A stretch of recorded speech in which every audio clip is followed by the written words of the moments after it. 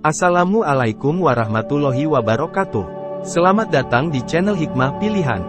Channel yang memuat tentang kisah-kisah hikmah untuk menambah pengetahuan para sahabat semuanya. Semoga bermanfaat. Pada suatu ketika, Khalid bin Ma'dan radhiyallahu anhu menemui Mu'adz bin Jabal radhiyallahu anhu.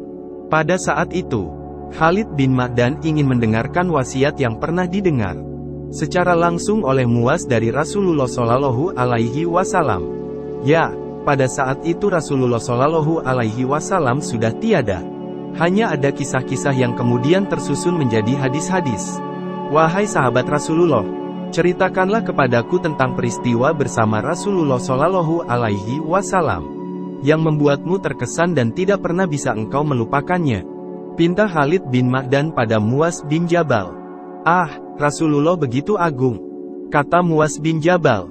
Betapa rindu ini tidak akan pernah tuntas hanya bercerita saja. Hanya pertemuan dengan Rasulullah saja yang dapat mengobati rinduku. Mu'adz bin Jabal menangis dalam tunduknya. Ia menyeka sedu sedan yang mengguncang dadanya. Ya, betapa ia merindukan Rasulullah Shallallahu Alaihi Wasallam. Betapa keinginan untuk bertemu itu sudah tidak bisa lagi dibendung. Perlahan-lahan, Mu'adz bin Jabal menata emosinya, menjaga diri agar tetap bisa menyampaikan wasiat Rasulullah Shallallahu Alaihi Wasallam kepada Khalid bin Ma'dan agar wasiat itu tetap tersambung sampai generasi terakhir umat manusia. Wallahu a'lam bishawab. Ketika itu, kata Mu'adz bin Jabal, memulai bercerita, Rasulullah Shallallahu Alaihi Wasallam sedang menunggang unta. Aku menemuinya dan beliau menyuruhku untuk naik di belakang beliau. Ketika itu Mu'adz bin Jabal mengikuti perintah Rasulullah Shallallahu Alaihi Wasallam agar duduk di belakang Rasulullah. Setelah Mu'adz bin Jabal duduk dengan nyaman, Rasulullah Shallallahu Alaihi Wasallam menepuk pundak unta untuk berdiri dan melakukan perjalanan. Di atas unta itu, tiba-tiba Rasulullah Shallallahu Alaihi Wasallam menengadahkan wajahnya ke langit. Alhamdulillah, segala puji hanya bagi Allah yang memberikan ketentuan atas segenap makhluknya menurut kehendaknya, ya Mu'adz. Sabda Rasulullah Shallallahu Alaihi Wasallam kepada Mu'adz bin Jabal. Labaik, ya Rasulullah, jawab Mu'adz bin Jabal. Sekarang, sabda Rasulullah Shallallahu Alaihi Wasallam lagi. Aku akan mengisahkan satu cerita kepadamu. Apabila engkau menghafalkan maka akan sangat berguna bagimu. Tetapi jika engkau anggap remeh maka kelak di hadapan Allah engkau tidak mempunyai hujah. Mu'adz bin Jabal menyanggupi dengan keteguhan hati. Kemudian, Rasulullah Shallallahu Alaihi Wasallam melanjutkan sabdanya. Mu'adz bin Jabal mendengarkan dengan serius, agar ia dapat mengamalkan wasiat Rasulullah Shallallahu Alaihi Wasallam itu. Kemudian, Rasulullah Shallallahu Alaihi Wasallam melanjutkan sabdanya kepada Mu'adz bin Jabal. Seperti diceritakan berikut ini. Sebelum menciptakan langit dan bumi, Allah Subhanahu wa Ta'ala telah menciptakan 7 malaikat. Ketujuh malaikat itu akan ditugaskan untuk menjaga pintu langit yang akan diciptakan menjadi 7 pintu. Setelah Allah Subhanahu wa Ta'ala menciptakan 7 langit beserta 7 pintunya, maka ketujuh malaikat itu menjaga pintu-pintu langit itu. Masing-masing langit dijaga oleh satu malaikat sesuai dengan derajat dan keagungannya. Pada saatnya kelak, Al-Hafazah, malaikat pencatat amalan baik hamba Allah Subhanahu wa Ta'ala, akan membawa amalan hamba tersebut melewati 7 pintu langit itu. Dan ketujuh malaikat penjaga pintu langit itu akan mengoreksi dan menyeleksi amalan-amalan setiap hamba yang dibawa Al-Hafazah tersebut. Jika amalannya dinilai baik, maka akan berlanjut ke pintu langit berikutnya. Jika amalannya dinilai buruk, maka amalan itu akan ditolak oleh malaikat penjaga pintu langit. Syahdan, peristiwa pada setiap pintu langit itu berbeda-beda. Ya, semuanya tergantung amalan yang dibawa oleh Al-Hafazah untuk dinilai oleh para malaikat penjaga pintu langit itu. Peristiwa-peristiwa yang terjadi di setiap pintu langit itu diceritakan dengan lugas oleh Rasulullah Shallallahu Alaihi Wasallam kepada Mu'adz bin Jabal agar menjadi pelajaran bagi kita, umat Muhammad Shallallahu Alaihi Wasallam. Peristiwa di pintu langit pertama. Al-Hafazah mendatangi pintu langit pertama dengan membawa amalan baik dari seorang hamba Allah. Subhanahu wa Ta'ala. Sesampainya di langit tingkat pertama dan bertemu dengan malaikat penjaga pintu langit pertama, Al-Hafazah memuji amalan-amalan hamba Allah Subhanahu wa Ta'ala tersebut. Inilah amalan-amalan baik yang saya bawa kali ini, wahai malaikat penjaga pintu langit pertama. Kata Al-Hafazah, lihatlah sinarnya yang gemerlapan. Ya, karena amalan baik ini dilakukan hamba Allah itu semenjak subuh hingga petang. Oleh sebab itu, izinkanlah saya melewati pintu yang engkau jaga untuk menuju pintu selanjutnya. Akan tetapi, wahai malaikat penjaga pintu langit pertama mencegah Al-Hafazah. Wahai Al-Hafazah, aku tidak mengizinkan engkau membawa amalan baik si penggunjing itu ke pintu langit kedua. Aku adalah sahibul gibah dan mengetahui apa yang dia lakukan di dunia. Tamparkan amalan itu ke muka pemiliknya. Aku diperintahkan oleh Tuhanku untuk menolak amalan baik orang yang suka bergunjing untuk mencapai langit berikutnya. Al-Hafazah tidak bisa berbuat apa-apa. Malaikat penjaga pintu langit pertama telah mengoreksi amalan baik seorang hamba Allah Subhanahu wa Ta'ala yang dibawanya kali ini, dan menolaknya. Maka Al-Hafazah terpaksa mengurungkan niatnya untuk menuju pintu langit berikutnya karena adanya amalan buruk berupa gibah atau bergunjing pada diri hamba Allah Subhanahu wa Ta'ala tersebut. Peristiwa di pintu langit kedua. Pada saat yang lain, Al-Hafazah membawa amalan solih yang berkilau dari seorang hamba Allah Subhanahu wa Ta'ala yang lain. Al-Hafazah memuji-muji amalan hamba Allah Subhanahu wa Ta'ala kali ini dan berhasil melewati seleksi malaikat penjaga pintu pertama. Ya, amalan hamba Allah Subhanahu wa Ta'ala ini tanpa dikotori dengan amalan gibah sehingga malaikat penjaga langit pertama mengizinkan Al-Hafazah membawanya ke pintu langit kedua. Sesampainya di langit kedua, Al-Hafazah menerangkan kepada malaikat penjaga langit kedua tentang amalan kesalihan hamba Allah Subhanahu wa Ta'ala yang dibawanya. Wahai malaikat penjaga langit kedua, amalan yang saya bawa kali ini sudah terbebas dari beban gibah. Ya, amalan hamba Allah ini bersinar terang yang bahkan mampu menerangi seluruh alam semesta. Maka, izinkanlah saya melewati pintu langit yang engkau jaga ini untuk menuju pintu langit berikutnya. Kata Al-Hafazah. Namun, malaikat penjaga langit kedua tidak menghiraukan keterangan Al-Hafazah. Berhentilah engkau di situ, wahai Al-Hafazah. Kata malaikat penjaga langit kedua. Tamparkan amalan soli itu ke wajah pemiliknya. Ya, orang yang engkau katakan soli itu bukan beramal karena Allah. Dia hanya berharap kemegahan duniawi saja. Al-Hafazah terdiam mendengar perkataan malaikat penjaga langit kedua. Akulah sahibul fakhr, lanjut malaikat penjaga langit kedua. Aku diperintahkan Allah Subhanahu wa Ta'ala untuk menolak amalan orang yang lebih mengharapkan keduniawian. Sesalih apapun dia, jika kesalihannya tidak sepenuhnya mengharapkan ridha Allah Subhanahu wa Ta'ala, maka tamparkanlah amalannya itu kepada pemiliknya. Setelah malaikat penjaga langit kedua berkata begitu, Al-Hafazah undur diri. Ya, ia tidak bisa membawa amalan solih hamba Allah Subhanahu wa Ta'ala itu ke pintu langit berikutnya. Sebab kesolihannya teracuni oleh nafsu duniawi. Peristiwa di pintu langit ketiga. Di waktu yang lain, Al-Hafazah berhasil melewati dua pintu langit. Saat membawa amalan seorang hamba Allah Subhanahu wa Ta'ala yang berupa salat, puasa, sedekah, dan berbagai perbuatan baik kepada orang lain. Amalan-amalan itu memancarkan kecemerlangan yang luar biasa. Sehingga, ketika Al-Hafazah sampai di pintu langit ketiga, dia menyampaikan kebaikan amalan-amalan itu kepada malaikat penjaga pintu langit ketiga. Wahai malaikat penjaga pintu langit ketiga, inilah amalan-amalan yang mulia. Kata Al-Hafazah, kesempurnaannya memancarkan cahaya yang jernih dan tidak menyakitkan mata. Lihatlah, saya telah mensucikannya. Maka, izinkanlah melewati pintu yang engkau jaga untuk menuju pintu berikutnya. Wahai Al-Hafazah, kata malaikat penjaga pintu langit ketiga, tamparkanlah amalan-amalan itu kepada pemiliknya. Akulah sahibil kibar, yang menjadi pengawas kesombongan. Betapa sempurnanya salat, puasa dan sedekah orang itu, aku tidak akan mengizinkanmu membawanya melewati pintu yang aku jaga. Kesalahan apa yang diperbuat si pemilik amalan-amalan yang indah ini? Wahai malaikat penjaga pintu langit ketiga, Tanya Al-Hafazah. Dia menyombongkan dirinya atas amalan-amalan itu. Jawab malaikat penjaga pintu langit ketiga. Dia merasa paling suci, paling dekat dengan Allah Subhanahu wa Ta'ala karena amalan-amalan yang telah dilakukannya itu. Sehingga dia meremehkan orang lain dan bahkan menganggap orang lain lebih rendah daripadanya. Maka pukulkanlah amalan-amalan itu kepada pemiliknya.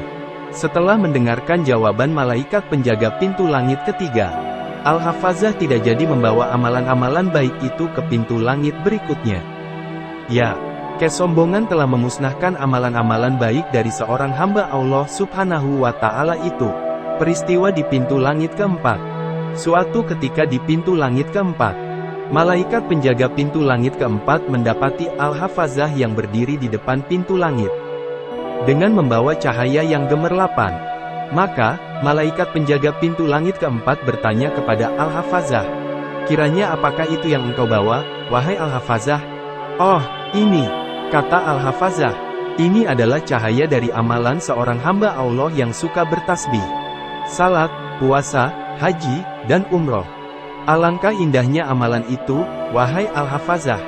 Puji malaikat penjaga pintu langit keempat. "Tapi, sayang, aku tidak akan mengizinkan engkau melewati pintu yang aku jaga ini. Wahai malaikat penjaga pintu langit keempat, gerangan sebab apa engkau menghalangi saya membawa amalan hamba Allah ini?" Tanya Al-Hafazah. "Akulah sahibul ujdi, wahai Al-Hafazah," kata malaikat penjaga pintu langit keempat. "Orang yang memiliki amalan itu suka mengagumi diri sendiri. Ya, dia suka memamerkan kebaikannya kepada orang lain. Dan aku diperintah oleh Tuhanku untuk tidak membiarkan amalan seperti ini melewati pintu yang aku jaga. Maka lebih baik kau pukulkanlah amalan itu kepada pemiliknya, wahai Al-Hafazah."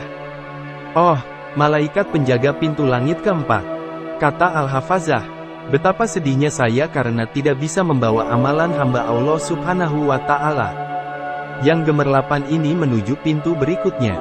Kemudian Al-Hafazah undur diri. Malaikat penjaga pintu langit keempat menekankan lagi, agar memukulkan amalan baik orang yang suka mengagumi diri sendiri. Peristiwa di pintu langit kelima. Pada perjalanan kali ini, Al-Hafazah berhasil membawa amalan seorang hamba Allah sampai di pintu langit kelima. Al-Hafazah mengetuk pintu langit kelima untuk menemui malaikat penjaga pintu itu agar diizinkan melewati pintu langit kelima menuju pintu langit keenam. Pintu terbuka dan muncullah malaikat penjaga pintu kelima. Cahayanya menyala-nyala bagaikan sinar matahari, kata malaikat penjaga pintu kelima. "Gerangan apakah itu yang engkau bawa, wahai Al-Hafazah?" "Wahai malaikat penjaga pintu kelima," kata Al-Hafazah, "inilah amalan hamba Allah yang demikian baiknya sehingga cahayanya menyamai sinar matahari. Amalan ini telah berhasil melewati 4 pintu langit." "Ya, malaikat penjaga pintu langit kelima, amalan jihad, haji dan umrah ini adalah amalan istimewa. Kiranya engkau akan mengizinkan saya melewati pintu langit yang engkau jaga agar saya dapat membawa amalan yang baik ini ke pintu langit berikutnya." "Oh, sayang sekali, Al-Hafazah," kata malaikat penjaga pintu kelima. "Amalan yang bercahaya itu masih memiliki sisi kegelapan yang harus kau pukulkan pada wajah dan pundak pemiliknya." "Oh, sayang sekali," kata Al-Hafazah. "Ya, sayang sekali," kata malaikat penjaga pintu kelima. "Kau tahu, akulah sahibul hasad. Sesungguhnya pemilik amal ini senantiasa menaruh rasa dengki dan iri hati terhadap sesama yang sedang menuntut ilmu dan terhadap sesama yang sedang beramal yang serupa dengan amalannya. Dia pun juga selalu dengki kepada siapapun yang berhasil meraih fadilah-fadilah tertentu dari suatu ibadah dengan berusaha mencari-cari kesalahannya. Wahai Al-Hafazah, aku telah diperintah oleh Tuhanku untuk tidak membiarkan amalan seperti ini melewati pintu yang aku jaga."